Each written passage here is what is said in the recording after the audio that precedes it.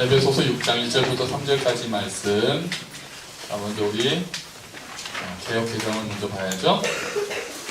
신약 4페이지, 5페이지 고울이쯤 있을 겁니다. 그래, 고마워. 성경마다 좀 달라요. 에베소서 6장 1절부터 3절까지 말씀입니다.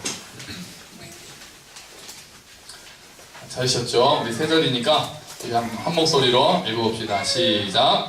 자녀들아, 주 안에서 너희 부모에게 순종하라. 이것이 옳으니라. 내 아버지와 어머니를 공경하라. 이것은 약속이 있는 첫 계명이니 이로써 내가 잘되고 땅에서 장수하리라. 또 아멘, 아멘. 그죠? 오늘 3절까지예요. 우리 주보에 있는 세 번역도 한번 같이 읽어봐야죠.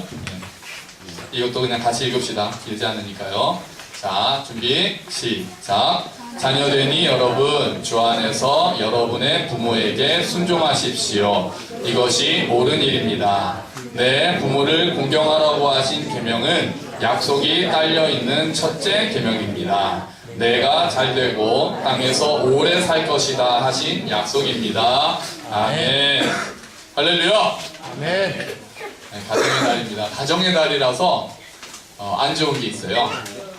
가정 모임이 너무 많아요. 그래서 오늘도 가정 이런저런 모임 때문에 못 오신 분들이 있습니다.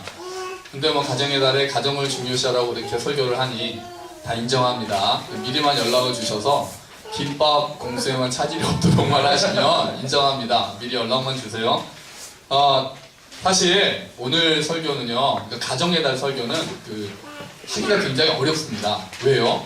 그 가정의 구성원들이 있잖아요. 지금 제가 예를 들면 뭐 아내를 사랑해야 된다고 막 설교하는데 아내가 다 듣고 있잖아요. 듣고 있다가 당신이나 잘하세요 그럴지 모르는 거잖아요. 그잖아요. 그러니까 이런 설교할 때는 아내가 없어야 되는데 오늘은 더 부모님 어버이 주일인데 아버지 어머니가 계시고 자기 장모님까지 앉아 계시니까 큰일 났습니다. 제가 지금 뭐 네 분이 앉아 계셔서 자네나 잘하게 뭐 이러시면은 제가 정말 할 말이 없거든요. 그러니까 오늘 그 네 분 부모님께 부탁드리는 것은 비밀을 누설하시면 안 돼요. 오늘 혹시 우리 사람들이 아유 뭐 장모사님 진짜 그렇게 하세요 그러면은 아멘 그렇게 하셔야지. 아이 뭐 자기도 이러시면 절대로 안 됩니다. 지금 굉장히 제가 불안한 마음으로. 그래서 설교자는요 저한테 설교하는 거예요. 저한테. 제가 잘해서 뭐 목사들 똑같습니다. 목사들 그냥 저한테 하는 설교라고 들어주시면 돼요. 자, 제가 생각해봤어요. 제가 이런 설교를 또 준비하면 제가 그동안에 효도를 제가 뭘 했나 생각하잖아요. 제가 솔직히 고백을 아예 할래요. 제가 그다지 효도를 잘 못했습니다. 아예 이렇게 그냥 사실대로 말씀드리는 게 좋을 것 같아요. 저보다는 제 동생이 더 잘해요. 진짜 그래요. 제 동생이 더 잘해요. 지금도 부모님한테 훨씬 잘하고. 그래서 제가 가만히 생각하면서 내가 효도한 게 뭐가 있나 했더니 옛날에 대학교 붙었을 때 그리고 우리 네 분께는 우리 현우미는 아들인 거 그거는 제가 효도한 것 같아요. 그 외에는 딱히 떠오르는 게 없는 거 있죠. 제가 뭐 아시다시피 직장도 뭐 사법고시도 공부하다가 이제 때려치기도 하고 또 직장도 뭐 대한항공 들어갔다가 또 때려치고 또 어디 갔다 때려치고 책 판다고 막 그 카트에 책 싸가지고 돌돌 끌고 다니고 막 그랬거든요. 그러니까 마음고생이 얼마나 심하셨겠어요. 저는 장인 장모님도 마찬가지고 저희 부모님도 마찬가지시고 저 녀석이 앞으로 어떻게 하려고 귀한 내 딸 데려다가 왜 이렇게 고생시키나 하셨겠죠. 그러니까 말씀은 이렇게 겉으로는 안 하셨어요. 네 분 다. 그런데 그랬어요. 제가 잘 못해요. 그냥 그렇게 아시고 하세요. 뭐 구체적으로 이렇게 여쭤보지 마세요. 네 분한테. 제가 미리 말씀드린 거예요. 자, 오늘 본문을 빨리 본문으로 넘어가요. 본문 가겠습니다. 본문 보시면 자, 주 안에서 자녀들아 주 안에서 너희 부모에게 순종하라. 그 다음에 뭐라고 되어 있습니까? 이것이 옳으니라. 이게 별로 딴 말이 필요 없다는 거예요. 그러니까 앞에 남편하고 아내 얘기할 때는 뭐 예수님이 뭐 이런 얘기를 했단 말이에요. 근데 이건 그럴 필요가 없어요. 그냥 이게 옳아. 사실 여기서 끝나는 거예요. 부모에게 순종하라는 동서고금 모든 종교를 막론하고 그냥 통일되어 있는 거예요. 지금 우리나라 유교가 얼마나 더 대단합니까? 3강 5륜부터 해가지고 그 뭐죠? 훼손하지 않는 게 효지시야라. 이거 까먹었네. 이거 외웠었는데. 불감회상이 효지시야. 뭐 그래요. 어쨌든 신체 발부 수지 부모 맞네. 신체 발부 수지 부모니 불감회상이 효지시야라.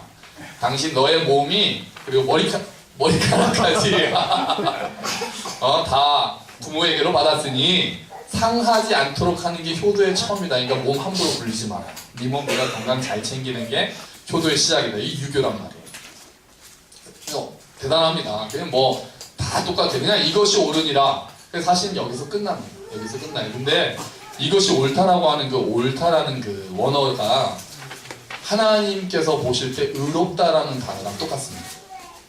디카이 수온의 이런 말이거든요. 그러니까 하나님의 관점에서 의롭다. 우리가 의인되었다 이런 말 하잖아요. 성경에. 그거랑 똑같아요.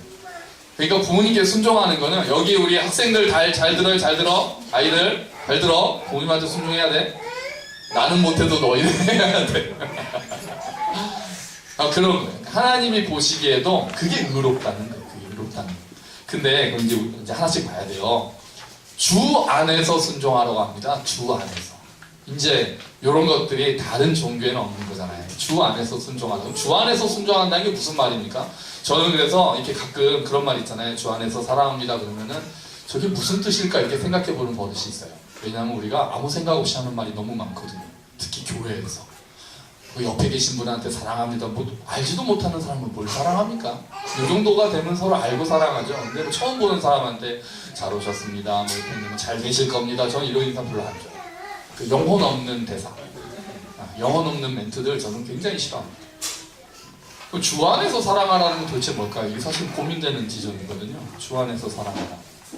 어떤 것들이 있을까요? 그냥 떠오르시는 게 대강은 알 수 있잖아요. 대강. 주 안에서 사랑하라. 주 안에서 순종하라. 일단은 어떤 말이 있느냐? 주님께 하듯이 순종하라. 이런 말들 들어가 있을 수 있어요. 주님께 하듯이. 좀 더 어려워졌죠? 또요? 하나님을 사랑하면서 주님과 관계를 맺으면서 순종하라. 이렇게도 할 수가 있어요. 근데 제가 보기에 가장 좋은 건 뭐냐면요. 새로운 정체성을 가지고 순종하라는 뜻이에요. 왜 그러냐면 에베소서는 하나님의 백성된 새로운 정체성에 대해서 쭉 얘기하거든요. 앞에 1장부터 3장까지는 이제 너네는 주 안에 거기 앞에가 계속 우리 오늘 문요셉 형제 또 신혜라는 이 성을 모르겠다. 그래서 저 부부가 지금 제 침신대 동기입니다. 그래서 지금 미국에서 공부하고 있는데 아이들 이름이 주안이에요. 주안. 그 문주안이 되는 거예요. 아이 이름이. 오늘 또 설교 마쳐서 된 거예요. 그래서 주안에서 주안이가 들어야 되는데 주 안에서 하라는 얘기는 이게 에베소서가 너는 이제 그리스도 안에서 하나님이 예정하셨다. 하나님이 그리스도 안에서 통일하셨다. 이방인과 헬라인이, 이방인과 유대인이 주 안에서 하나 됐다. 계속 이런 얘기를 합니다. 택했다, 구속했다. 이게 전부 다 그리스도 안이라는 얘기예요. 그렇게 한 다음에 4장부터는 그러니까 이제 우리는 어떻게 살아야 될까 이 얘기를 한단 말이에요. 그러니까 우리는 새로운 마음으로 이제는 너는 이전과는 달라. 너는 이전 그 사람이 아니야. 너는 이제 그리스도 안에 있는 사람이야. 너는 이제 주 안에서 새로운 피조물이야. 이런 얘기를 에베소서가 하거든요. 그러니까 남편하고 그 아내 얘기를 하면서 굳이 교회 얘기를 하는 거예요. 그냥 남편은 아내 사랑하고 아내는 남편 순종하세요라고 안 끝나는 이유가 이제 그냥 그거는 어느 종교나 할 수 있는 얘기잖아요. 그건 당연한 얘기잖아요. 근데 교회 안에서는 한 가지 얘기가 더 들어간다는 거예요. 그리스도인답게라는 얘기가 들어간다는 거. 그 의무로 내가 그리스도인 이게 아니라 이제 네가 어떠한 자인지를 확실히 알아서 하라 이런 뜻이 되는 거예요. 이제 하나님의 새로운 백성이 되었기 때문에 새로운 마음과 새로운 자세와 새로운 정체성으로 새로운 기준을 가지고 살아라. 그래서 주 안에서 살아가라는 거예요. 옛날에는 유대인하고 이방인은 서로 같이 할 수가 없는 사람이었다. 근데 너가 예수를 믿니? 유대인이 예수를 믿어? 좋아. 너 이방인이야? 너 이방인이니? 너도 예수를 믿니? 좋네? 그럼 주 안에서 가족이네? 이렇게 되는 거야. 그 전에는 상상할 수 없었던, 그냥 상식으로는 상상할 수 없었던 일이 둘 다 나는 예수를 믿음으로 주 안에 있습니다 라고 고백하는 그 순간 하나 완전히 다른 관점이 들어온다는 거예요. 그래서 세상하고 차이가 생긴다. 그러면 그게 이제 어려워지는 거예요. 주 안에서 그럼 어떻게 할 수 있을까요? 우리 그 찬양 중에 그 있잖아요. 옛날 찬양이에요. 할렐루야 해서 기억나시나요? 예수님 때문에 형제를, 예수님 때문에 사랑하게 되는 거예요. 이제 바뀐 거예요. 저 사람은 사랑할 만하지가 않으나 사랑할 만하지 않은 나를 사랑하신 예수님 때문에 이제는 사랑합니다. 그런 고백이 된다는 거예요. 그게 주 안에서라는 뜻이에요. 이제 너는 이전과는 달라. 네가 예수를 믿으면 너는 주 안에 있는 거야. 이제 너는 생각이 바뀌어야 돼. 너 자신을 보는 눈도 바뀌어야 돼. 전에는 내가 날 보기에 너무 싫었던 사람도 내가 이제 그리스도 안에 있으면은 예수님이 날 사랑하셨기 때문에 이제 나를 사랑할 수 있어야 돼요. 그게 진짜 주 안에 있는 거예요.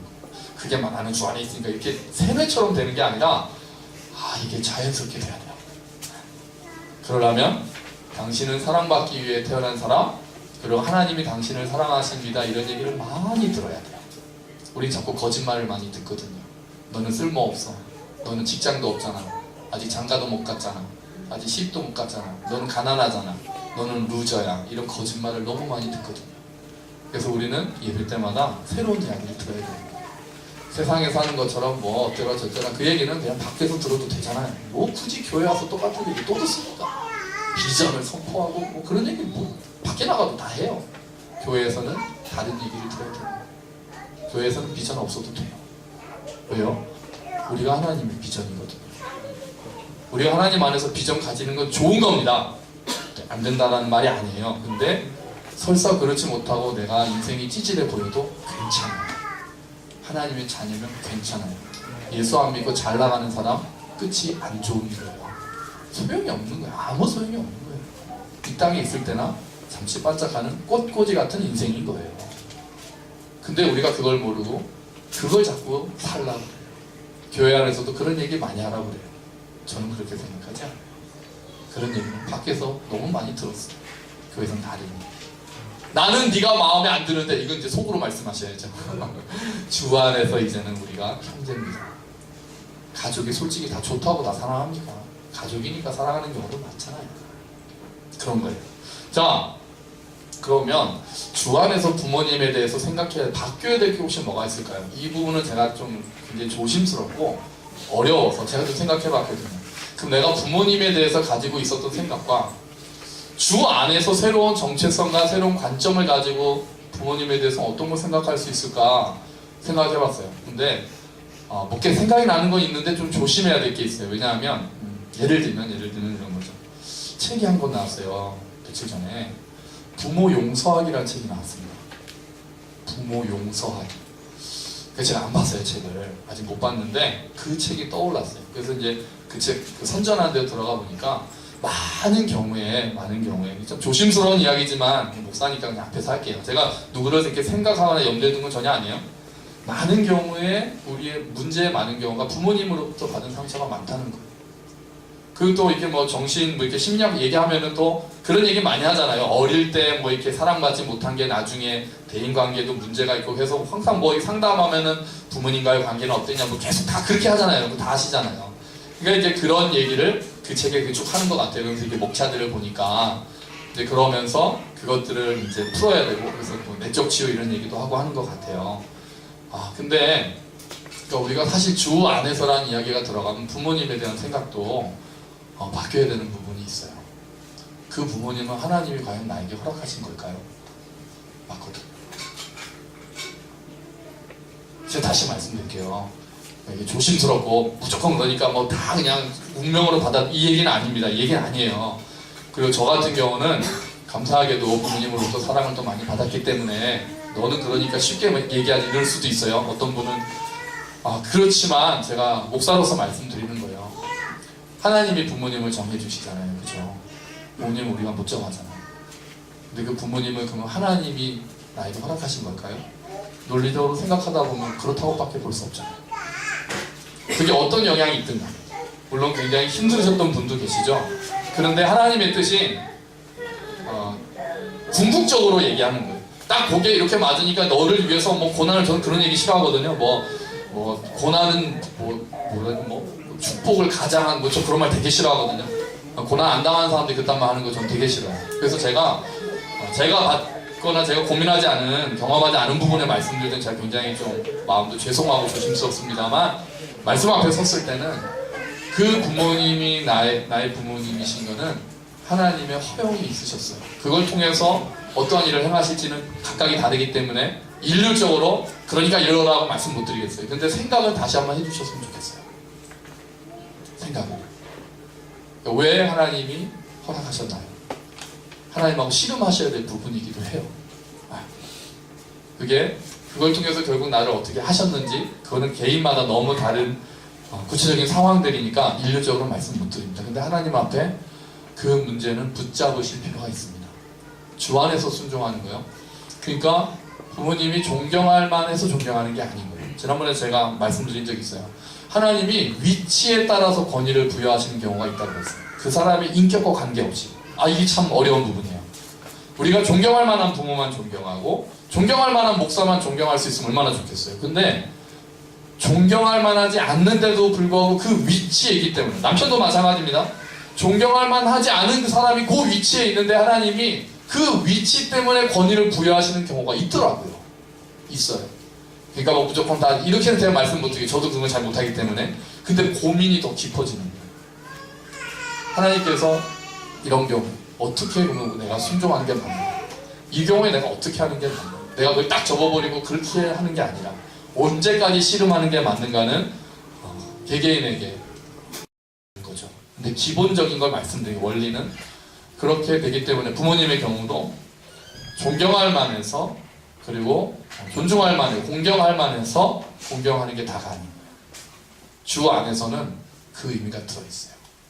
새로운 백성답게, 새로운 정체성으로 누구를 보든지 간에 이제 그리스도의 눈으로 봐야 되거든요. 그게 부모님께 잘못했다라고 하는 회개일 수도 있고, 또는 아까 그 책처럼 부모님을 용서해야 되는 상황일 수도 있을 거예요. 그거는 뭐 제가 또 모르겠어요. 근데 어찌됐든 주 안에서라는 말 때문에 우리가 다시 한번 고민해야 됩니다. 그게 그리스도인이에요. 부담을 드리는 거예요. 근데 그게 그리스도인이에요. 그게 말씀입니다. 순종하나 공경하나, 이렇게 얘기하죠. 순종하나, 그리고 이제 그 뒤에는 공경하라고 되어 있어요. 순종하라는 단어는 원래 의미는 이제 귀를 기울여서 경청하라는 의미가 처음에 있다고 그러네요. 이게 앞에 나오는 아내들아 남편에게 복종하라보다 좀 더 센 의미예요.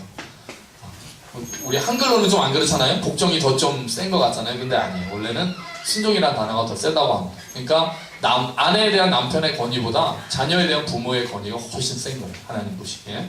그래서 순종하는 게 맞습니다. 공경하라는 얘기는 가치를 인정하다는 뜻이에요. 원래 가치를 인정하다. 부모님의 가치를 인정하다. 이게 저도 생각을 해보니까, 뭐 다 그렇죠. 저만 그런 거 아니잖아요. 젊을 때는 부모님에 대해서 불만이 좀 많으시죠. 저도 그랬어요. 특히 이제 또 아들은 아버지라고 아무래도 그렇잖아요. 왜 이렇게만 하실까? 또 이런 생각을 한단 말이에요. 젊을 때는. 또 저 한참 막 20살 때 막 데모하고 막 그랬거든요. 그럼 이제 아버지는 그때 이제 장학사 하셨어요. 아버지는. 그럼 저는 또 전교조 편이었단 말이에요. 집안에서 이제 이게 나뉜 거예요. 그래서 막 데모했죠. 오늘 제 동생이 안 하는데 데모하고 오면 막 최루탄 묻잖아요. 그러면은 아버지께서 기다리고 계실 때가 있었어요. 저를 눈치를 채시고, 그러면 이제 방으로 똑똑 두드리면 동생이 문을 열면은 최루탄 무슨 옷을 벗어가지고 걔를 주고 저는 문으로 들어가고, 뭐 그런다고 그게 가려집니까?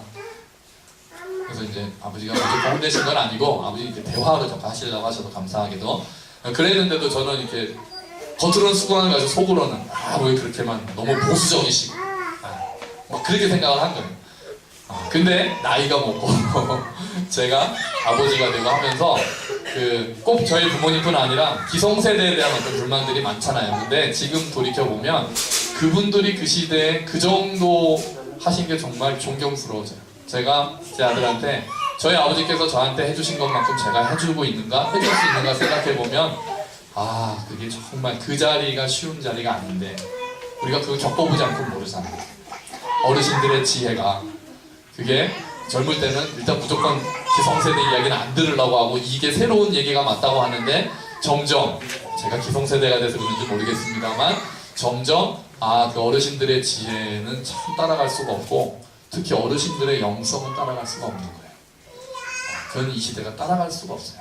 우리는 뭐 기복신앙이라는 막 비판을 많이 하잖아요. 근데 제가 개인적으로 보거나 하면 어쨌든 그분들의 하나님께 향한 열정과 그분들의 기도하는 그거는 우리가 죽었다 깨어나도 못 따라가는 것 같아요. 대부분 진짜 마룻바닥에 무릎 꿇으면서 그게 페이도록 기도하시는 그분들 뭐 지금은 우리가 더 많이 배우기도 하고 너무 귀가 커져서 그거는 뭐 너무 기복적이고 너무 뭐 복만 뭐 이런 얘기 하잖아요. 근데 그분들의 어떤 그 안에 있는 고갱이들은 우리가 따라가기 어려운 게 참 많아요. 우리가 배우고 존경해야 될 부분들이 참 많습니다.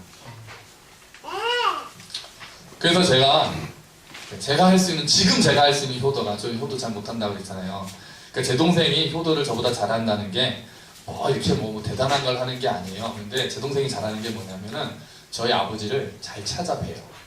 그냥 갑자기도 밤중에 그냥 아버지 그러고 그냥 찾아뵙고, 더 좋은 게 뭐냐면 요걸 제가 배워야 돼요.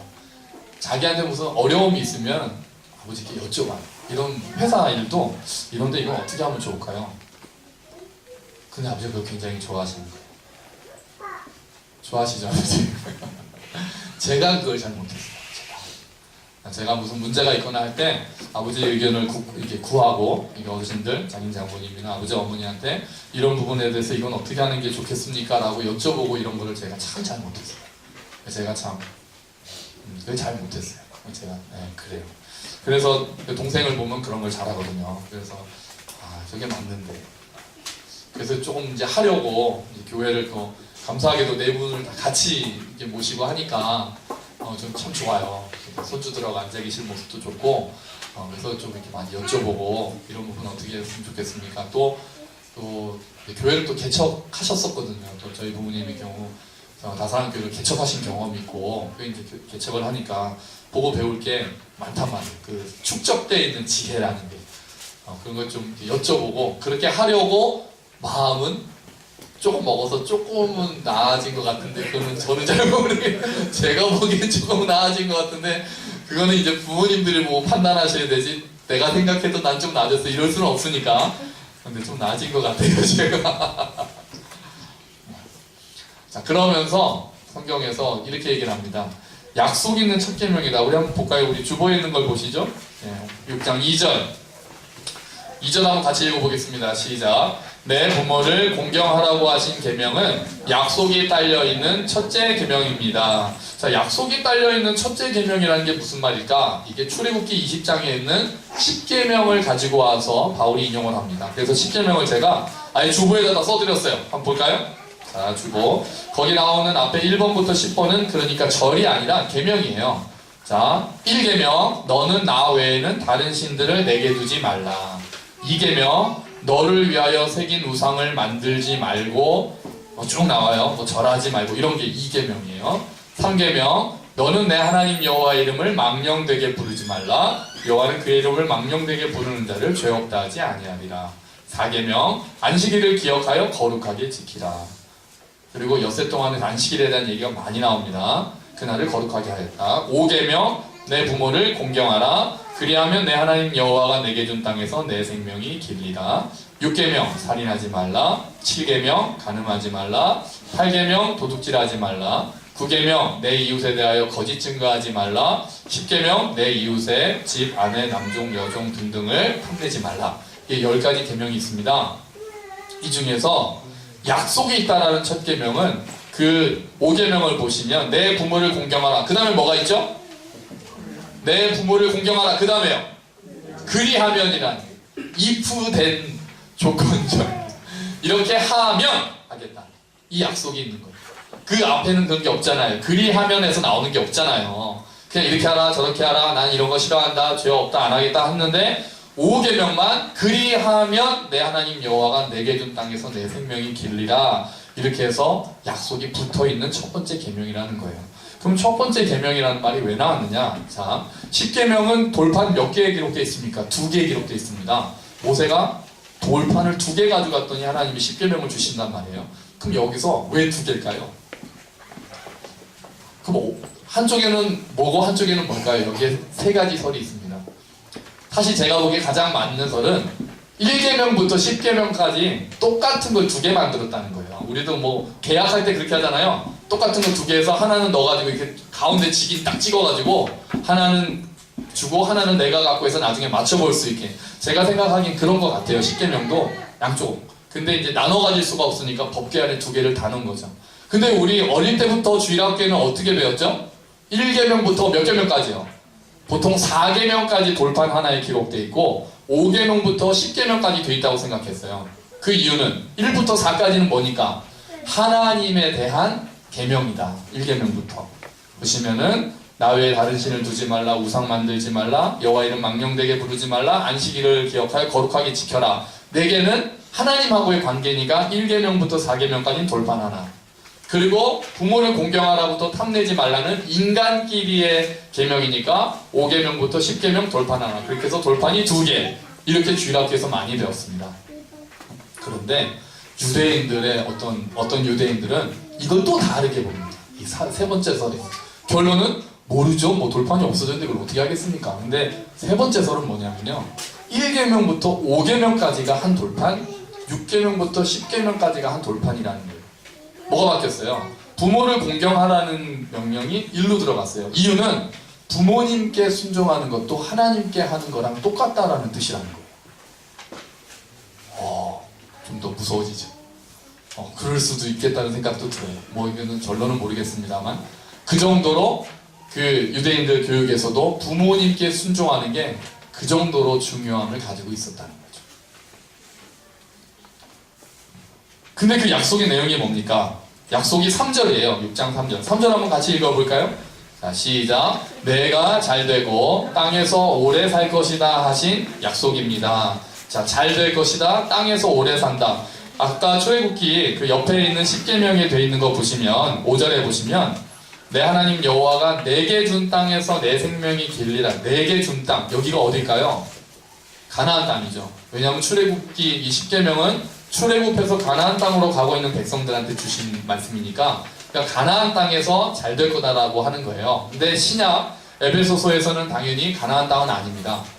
이제 에베소서 앞쪽에서는 에베소서 1장 3절에서는 하늘에 속한 신령한 복을 줬다고 그랬거든요. 그래서 복의 개념이 조금 일반적으로 바뀌어요. 그래서 여기서 이거를 잘되고 땅에서 오래 산다는 게 개별적인 약속으로 보진 않아요. 일반적인 선언이에요. 부모님께 순종하면 하나님께서 또 아무래도 부모님께 순종하고 하면 잘 되잖아요. 또 지혜를 잘 따르고 저희 할머니께서 살아계셨을 때 늘 하시는 말씀이 있어요. 어른 말씀을 들으면 자다가도 떡이 나온다. 그 말씀 들으면 늘 하셨거든요. 근데 그게 대부분 맞거든요. 대부분 맞아요. 그러니까 잘 되는 거죠. 어른 말씀을 듣고 순종하고 경청하면 잘 되는 게 맞는 거죠. 자, 그런데 여기서 우리가 또 생각해 봐야 될 게 또 어려운 문제를 제가 하나 또 드려야 되겠어요. 순종에 두 가지에 우리가 생각해야 될 게 있습니다. 하나는 언제까지 순종해야 되는가. 무슨 말이냐면 자녀들이 미성년자일 때는 상관없어요. 당연히 100%. 그러면 성인이 된다면 어떻게 해야 될까요? 결혼한다면 어떻게 해야 될까요? 여기부터는 성경에 있는 이야기는 아니고 제가 좀 고민하고 제가 기도하면서 생각한 결과입니다. 결혼한 뒤에는 우선순위가 바뀔 수가 있습니다. 왜요? 남자가 부모를 떠나 그 아내와 한 몸을 이룬다. 부모를 떠나는 게 들어가거든요. 결혼하면. 그래서 결혼해서 가정을 꾸리면 부모님께 순종하는 것들이 제한이 가해질 수 있습니다. 아내가 먼저고 남편이 먼저입니다. 성경적인 원리가 그래요. 제한이 있을 수 있는 거예요. 근데 물론 부모님을 공경하는 마음은 절대로 그건 다른 거죠. 그거 공경 안 하면 절대로 안 되죠. 공경하는 마음이지만 부모님께 설득하고, 그러니까 무조건 막 거부한다는 의미가 아니라 부모님은 결국 설득해야 되는 일들은 있겠지만 어쨌든 우선순위에서 상충될 경우, 충돌이 될 경우에는 독립된 후에는 부부가 부모 관계보다도 먼저인 경우가 있습니다. 늘 그렇다는 말보다는 그런 경우가 있습니다. 두 번째, 부모님께 순종하는 범위는 어디까지입니까? 하나님의 명령과 부모님의 명령이 달라지는 경우는 어떻게 할까요? 특히 안 믿는 부모님을 가지고 있는 그리스도인들은 이 문제가 굉장히 고민이 됩니다. 더 큰 고민은 제사 문제가 한국에서는 굉장히 어려웠습니다. 결혼해서 며느리가 돼서 이제 갔는데 뭐 종갓집으로 가서 제사 문제 때문에 제가 아는 분 중에도 제사를 예수를 믿고 이제 전에 있던 수선의 교회였어요. 그 집사님이 장손이었거든요. 몇 대 장손인데 이분이 예수님을 딱 믿고 제사를 딱 끊어버렸어요. 난리가 난 거예요. 그래서 의절을 했습니다. 지금까지도 동생을 안 봐요. 동생이 안 봐요. 형은 우리 가문 사람이 아니더라고 할 정도로 20년이 넘었다고 하는데 아예 의절이 됐는데도 그냥 그러고 사시더라고요. 오, 좀 대단하죠. 예. 근데 그런 일들이 우리 한국교회는 굉장히 문제가 됐거든요. 예수님께서 이렇게 말씀하셨어요. 나보다 아버지나 어머니나 자녀를 더 사랑하는 자는 나에게 합당하지 않다고 그랬어요. 사실 우리가 좀 받아들이기 쉽지 않잖아요. 자녀보다 예수님을 더 사랑하지 않으면 예수님이 좀 세게 말씀하셨어요. 나랑 안 맞네 너는. 가서 네 애나 사랑해라. 좀 기분 나쁘게 얘기하면 이런 거예요. 때로는 부모님의 말씀과 하나님의 말씀이 상충될 때는 하나님을 사랑하는 게 맞습니다. 좀 어렵습니다. 그럴 때는 무조건 그건 아닙니다가 아니겠지만 잘 설득하고 끝까지 말씀드려야 되겠지만 어쨌든 하나님을 사랑하는 게 우선입니다. 그런 경우에는 쉽지 않은 문제죠. 그죠? 쉽지 않은 문제입니다. 저는 하나님의 말씀을 읽고 설교를 들으면 구체적인 부분에 부딪힘이 있는 게 당연하다고 생각을 합니다. 그리고 해석의 문제에서는 저랑 생각이 다르실 수도 있다고 저는 인정합니다. 그런 건 언제든지 이야기할 용의가 있어요. 근데 그냥 들으면서 부모님께 순종합시다 이러고 끝나면 뭐 어디 가나 들을 수 있는 말씀이기 때문에 굳이 생각은 안 하실 것 같아요. 근데 이런 말씀들을 들으면 사실 이런 말씀들까지 고민이 가야 내 삶에서 고민이 되거든요. 고민이 돼야 하나님과 씨름하잖아요. 그래야 하나님의 뜻을 더 알게 됩니다. 이런 부분 저런 부분 어떤 부분에서 내가 하나님의 뜻을 더 알아야 할지 고민을 좀 하셨으면 좋겠습니다. 하지만 지혜롭게 해야 되겠죠. 어떤 글을 보니까 부산 소년보 목사님 교회였어요. 그분이 어머님은 시골에 살고 계셨고 이분이 가족이 예수님을 믿게 됐습니다. 그래서 이제 그걸 안 한다고 그런 거죠. 제사 안 드린다고 그랬더니 이제 시골에 계신 어머님은 난리가 난 거죠. 그래서 이제 넌 다시는 안 보겠다 그랬더니 이제 이분이 어떻게 지혜롭게 했냐면은 매주 전화를 드리는 거예요. 어머니한테 매주. 그 전에는 연락도 잘 안 하고 막 그랬나 봐요. 그러다가 매주 하면서 성경에 부모님을 공경하라 그래서 하면서 더 잘한 거예요. 아주. 그래서 아이들까지. 할아버지 할머니한테 자꾸 전화해서 뭐 사랑해요 그러고 예수님 오늘 말씀 들었는데 하나님 할아버지 사랑한다고 전해드릴 뭐 이런 얘기들을 계속 하니까 나중에 할머니께서 마음이 바뀌시는 거예요. 그 종교 괜찮구나. 기독교 괜찮구나. 이게 부정적인 이미지가 지혜로웠던 거죠. 제사는 안 드렸어요 끝까지. 그런데 더 사랑하신 거죠. 저희 어머니 많이 하신 말씀 있었어요. 죽은 다음에 조상한테 잘하면 뭔 소용이냐. 계실 때 더 많이 사랑해드리고 더 많이 인사드리고 그런 거 하라는 거죠. 더 많이 존경하고 더 많이 공경하고 순종하고 그게 진짜 효도 아니겠습니까? 제사상 잘 차려봐야 아이들이 잘 먹습니다. 저는 오늘 그 말씀 약속의 말씀 그것이 네가 잘 되고 땅에서 장수한다는 그 말씀이 물론 아까 말씀드린 대로 개별적인 약속이 아니라 그것은 일반적인 선포라고 말씀드렸습니다. 하지만 저희가 이 말씀에 순종해서 그 약속이 다 개별적으로 이루어지기를 축원합니다. 네. 우리가 다 잘 돼야죠. 그것도 우리가 순종함으로 부모님의 지혜를 공경함으로 그리고 잘 또 의논하고 우리가 경외함으로 또 도와드리고 우리가 또 사랑을 주고받음으로 잘 되셔야죠. 한참 그 연말 되면은 뭐 건배사가 유행하잖아요. 뭐 이거 뭐 옛날에 위하여 하다가 뭐 이렇게 하다가 제가 그 전에 이 얘기를 들었어요. 통통통통이 중요하다는 말을 하는데 뭔지 아세요? 통통통통 하나는 만사형통. 또 뭘까요? 통짝으로 끝나는 거 생각해 보세요. 요새 의사소통 통통통통이에요. 4개가 있어요. 만사형통 중요하고 의사소통 중요해요. 또 하나 먹을게요. 운수대통. 이거 중요합니다. 마지막 뭔지 아세요? 이게 진짜 중요합니다. 오늘 주제와도 연결되는 전화 한 통.